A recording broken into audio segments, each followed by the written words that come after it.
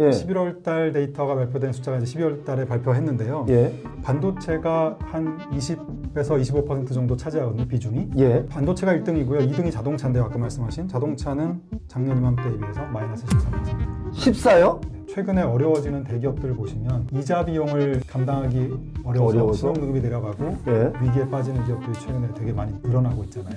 UF 같은 데도 그렇고. UMF는 뭐 작은 회사니까요. 그 정도는 작으니까 뭐 크게 타격도 안 UMF는 준다. 물론 이제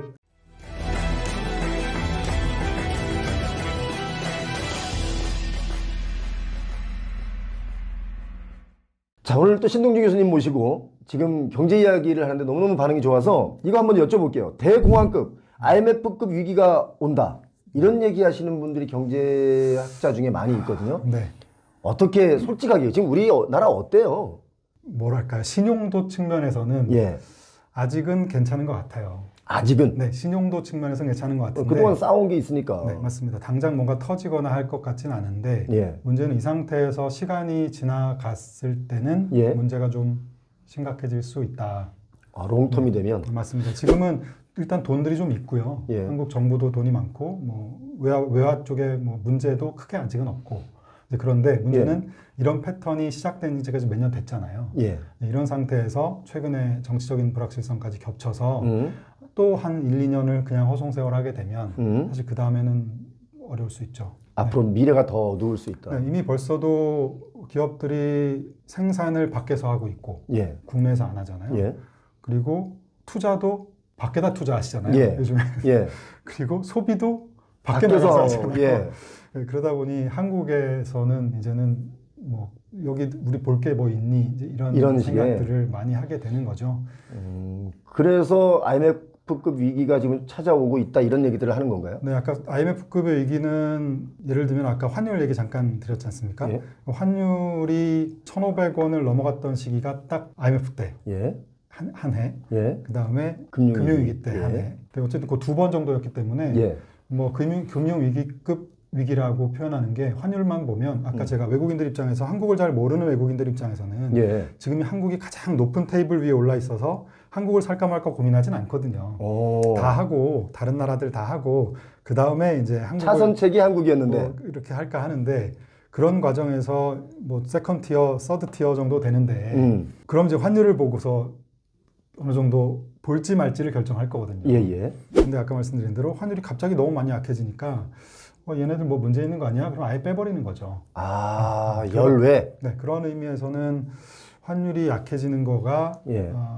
그 다음 위기, 지금 뭐 환율만 놓고 보면 위기에 거의 근접해 있는 수준이기 때문에 그렇게 뭐 IMF급 위기, 뭐 대공황급 위기 이런 얘기가 나오는 게 아닌가 싶습니다. 자, 그러면 이거 하나 여쭤볼게요. 이게 환율 1,500원대, 네. 그러니까 1,480원에서 1,520원대 예를 들어서 네. 이게 고정으로 뉴 노멀이 된다면 네. 우리 경제는 어떤 영향을 미치는 겁니까? 이제 고환율이거든요. 네네. 고환율이 지속되면 네. 심지어 이거 나라 망한다 이런 사람도 있거든요. 어떻게 보세요? 환율 뭐 경제학적으로는 예. 환율이 상승하면 예. 수출은 잘 되고 예. 내수는 어려워지죠. 그렇죠. 피폐해지죠. 우리 가난해지는 거잖아요. 그렇죠, 그렇죠. 그나마 요즘에 일본이 우리보다 환율이 더 올라서 예. 그나마 일본 여행만 열심히 가고 있는데 한 1년 전, 3년 전에 비해서 뭐 스위스 이런 데랑은 한 20% 차이 났거든요. 그래요. 그러니까 이 스위스 환율은 우리보다 20%가 비싸진 겁니다. 그래요. 예. 네, 이제 여행 가기 힘들어지죠. 못 가요. 요즘 유럽 가는 사람 많지가 않더라고. 네, 그러니까요. 그렇게 이제 힘들어지는 거니까 사실 그렇게 환율이 높은 상태에서 오래되게 되면 전반적으로 나라가 가난해진다. 그리고 수출이 옛날처럼 잘 되면 좋은데 예. 말씀드린 대로 수출을 잘해서 번 돈을 예. 옛날처럼 안에서 생산하고 안에서 제조업 만들고 사람 뽑고 일자리 만들고 쓰고 이런 낙수 효과가 없어진다. 없어졌으니까요. 자, 그러면 예를 들어서 환율이 그렇게 고공행진하는 상태에서 쭉 간다라고 하면 흔히 우리가 지금 부동산은 계속 올라간다라고 말하는 분들이 되게 많은데 저는 물론 그 반대 의견을 갖고 있습니다만 부동산이 살아날 수가 없잖아요. 지금 교수님 말씀대로를 비교하면. 그렇죠. 일단 환율이 올라가면 또 하나의 문제는 수입 물가가 올라갑니다. 예. 1,200원에 수입하던 걸 이제는 1,400원, 500원 주고 수입을 해야 되니까. 그렇죠. 수입 물가가 올라가면 당연히 인플레이션이 있죠. 생기는 거죠. 예. 그렇게 되면 한국은행에서 금리를 내려주기도 어렵죠. 어렵죠. 예.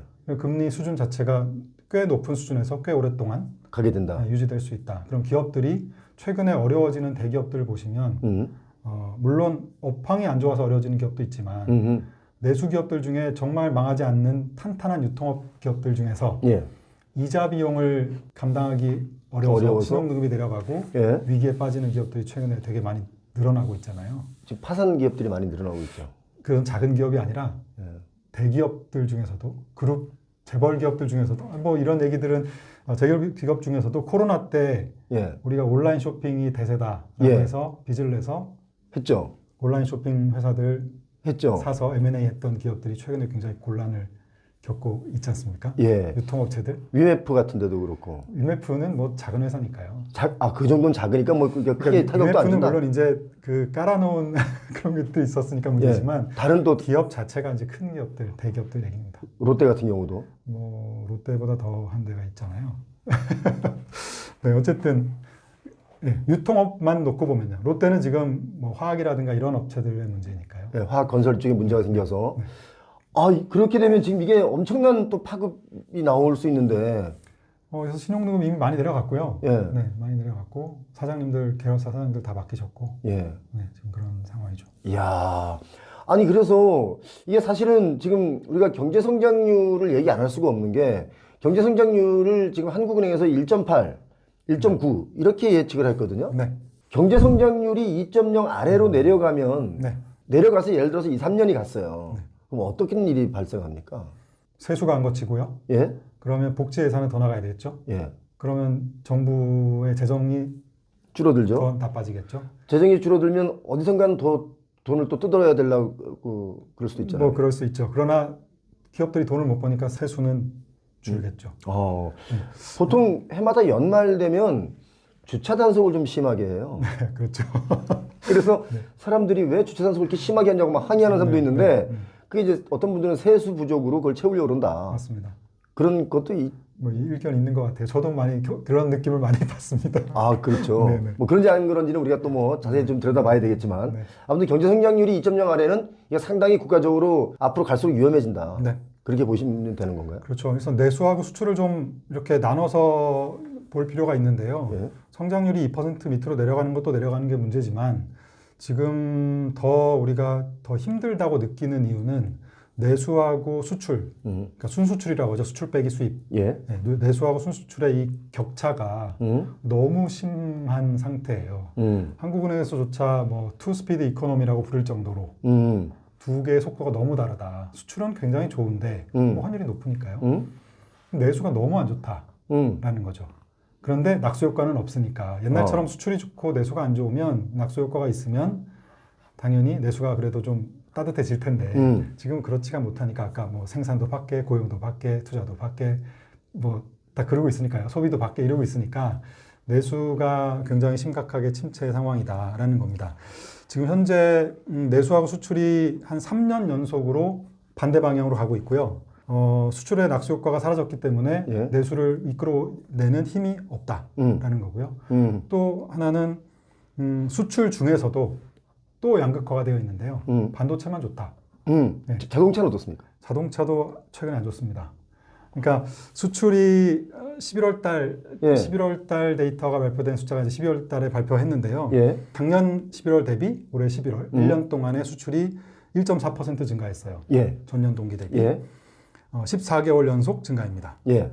반도체가 한 20에서 25% 정도 차지하거든요, 비중이. 예. 반도체는 30%가 넘어요. 그럼 그걸 쏙 빼면? 그걸 빼고 나면 마이너스 4.6%.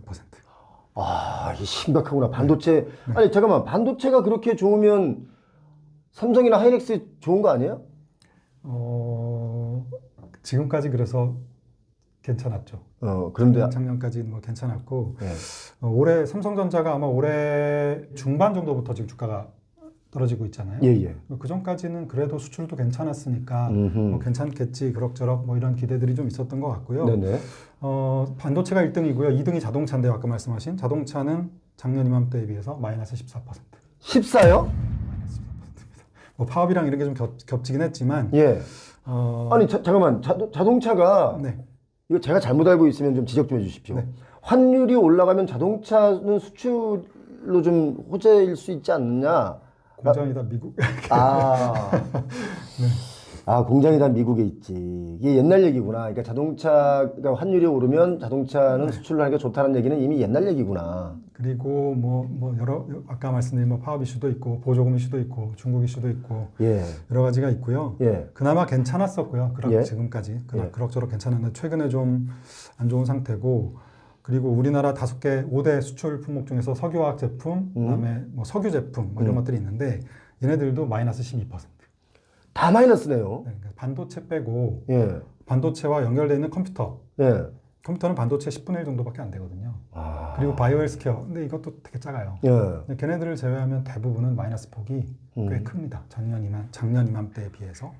그럼 만약에 반도체가 문제 생기면 우리 끝장이 나는 거네요. 올해 반도체 수출이 연간으로 보면 한 40% 이상 증가할 것이다. 올해 연간으로. 근데 내년 전망이 다 8%대거든요. 아, 그러면 어떻게 해요? 네, 한 자릿수대로 반도체 수출이 낮아질 거란 얘기죠. 예.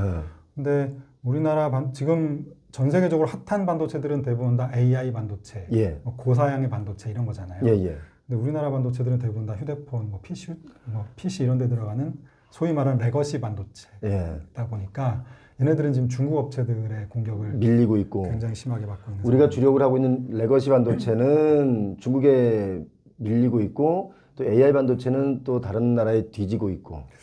뭐 하이닉스가 잘하고는 있지만 예. 아직은 규모가 좀 작고 그다음에 삼성전자도 사실 한 번 잘해서 이렇게까지 온 게 아니잖아요. 그렇죠. 여러 번 계속 선도적인 지위를 가야 되는데 과연 내년에 뭐죠? 엔비디아의 블랙웰 새로운 칩이 2분기에 발표된다고 하는데 그러면 한 단계 더 나가야 될 거거든요. 예.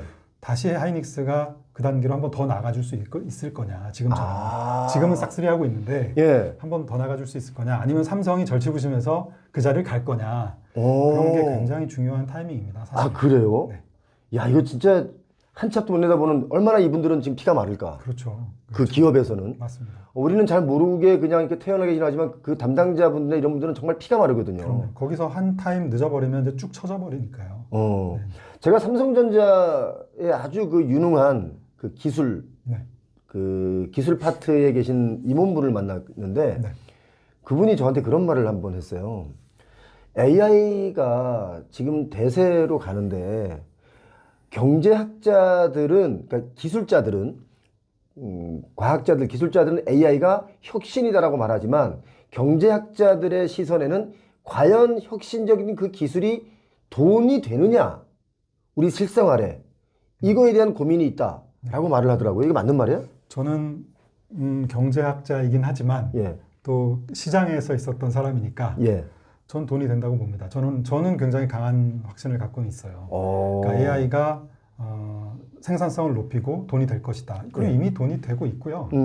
투자를 굉장히 많이 하고 있지만 기업들이 버는 거 안에서 투자를 하고 있어서 충분히 견딜 만한 수준이고 제일 중요한 것은 10월인가요? 9월인가? 구글의 CEO 예. 순다라 피차이라는 아저씨가 예. 뭐라고 했냐면 우리 회사의 그 AI가 18개월 만에 1년 반 만에 97% 싸졌다. 어? 라는 얘기를 했어요. 그게 무서운 얘기이기도 한데 또 싸졌다니까 좋긴 하겠지만 97% 싸졌다. 그래서 사람들이 이제 공기처럼 쓸 거다. 돈을 아직은 벌고 있진 않지만 다음 그러면 수익화되는 거는 소프트웨어일 거야 라는 생각이죠. 굉장히 합리적인 생각이죠. 아, 이 경제 흐름을 우리 교수님이 아주 쉽게 이해를 할 수 있도록 말씀해 주셨는데 자, 이거 하나 여쭤볼게요.